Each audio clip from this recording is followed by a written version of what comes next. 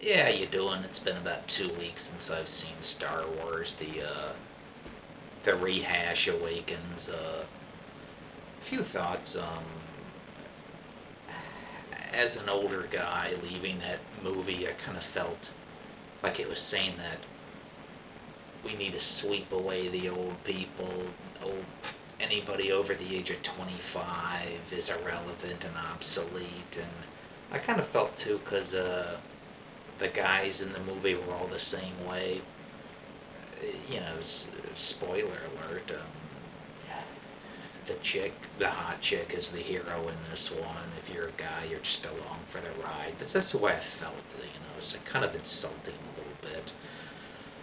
I thought they really hammered the point home when they not only got rid of Han Solo, but the way they got rid of him.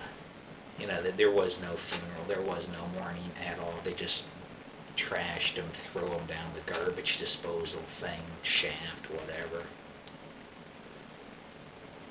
You want to do that in your movies, fine. Don't expect me to sign up for it, okay? And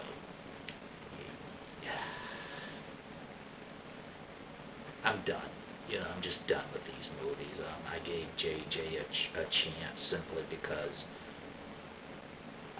Roberto Orci was not going to be in the writing team here, and from what I've read and from what I've seen of his work, he's the worst screenwriter in the English language.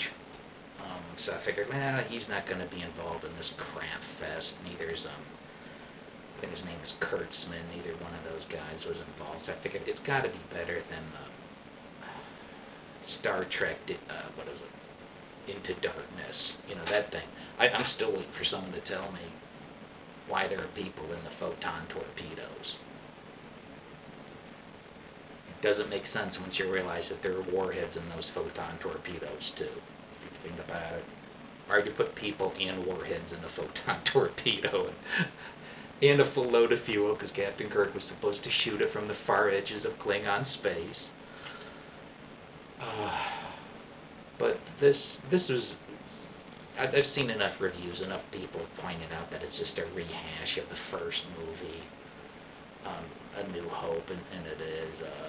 A lot of the complaints that people make, I'm not going to echo them, because if you look around, you'll find enough complaints, But a few things nobody's really touched on.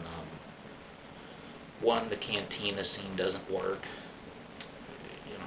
I pointed out in a comment, it seemed about as dangerous as an Applebee's. You just knew nothing bad was going to happen there. You just knew it. You could order, I'm sure it's the type of place, run by that woman with the giant eyes for 1,000 years. You talk about stagnating in your career. It's a place you could take your kids. It wasn't really like the cantina of the first one, where, literally you get a fight picked with you in 30 seconds, okay? The Mos Eisley Cantina felt like a waterfront bar. I've been in places like that back when I was in the Navy. You could tell the difference between that in this movie.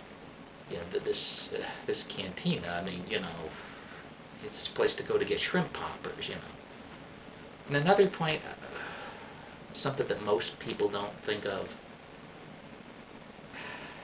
One, if you're going to make the damsel in distress and the hero of the movie the same person, how's that going to work? How's that dynamic going to function? When I'm supposed to watch Freddy, Kick-Ass, the next two movies, no thanks, I'm checking out, You already insulted me for being older. You basically said that anybody who's not in your prime demo, and apparently you're only making movies for people in their 20s, anybody older deserves to be wiped, thrown out. And then, of course, every guy in the movie has to be second fiddle, extremely. If you watch the first movie, A New Hope, Princess Leia, she was the one who had the plans. In the first place, she's the one who managed to get a hold of them. She's the one who had the presence of mind to send them down to Tatooine in a droid. She's the one who helps them escape a second time. At the end of the movie, she's on the planet, somehow in charge of behind-the-scenes attacking. She was not just along for the ride. True, she was in like a female character in that movie, but she was not along for the ride. In this movie, the guys were just along for the ride. You know, I'm assuming Chewbacca's a guy. Han's a guy. Finn, who's the only character I liked in this movie, the only character I could relate to at all, is really just along for the ride. It's all, you know, the 23-year-old hottie. And really, when she beats Kylo Ren in the way she did, not just like cutting his hand off or something, but actually like forcing his lightsaber down in the snow until his shorts out, and she must have been holding his other arm up like that. Does that look good visually? Are we really so gender blind that we can't see that there's something a little strange about this 23-year-old chick overpowering this dude? You know, it's sort of like Rey is the type of character that, you know, 12-year-old boys look at girls and we find them interesting to look at, but we also are afraid of them to the point where we think they have cooties.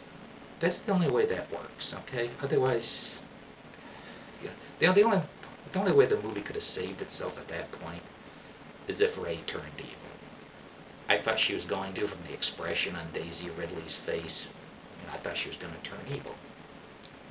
And maybe that's a misacting or misinterpretation of what I saw, but I thought, wow, you know, this will be interesting. She's going to turn evil. She's going to cut this dude's head off. She's going to be turned just like that to the dark side by this Snoke character, which you think would kind of make sense because she's had no mentor. You know, she has no Obi-Wan. She has no training. In effect, her picking up the Force as quickly as she did would be like, you know, a teenager picking up a .357 Magnum.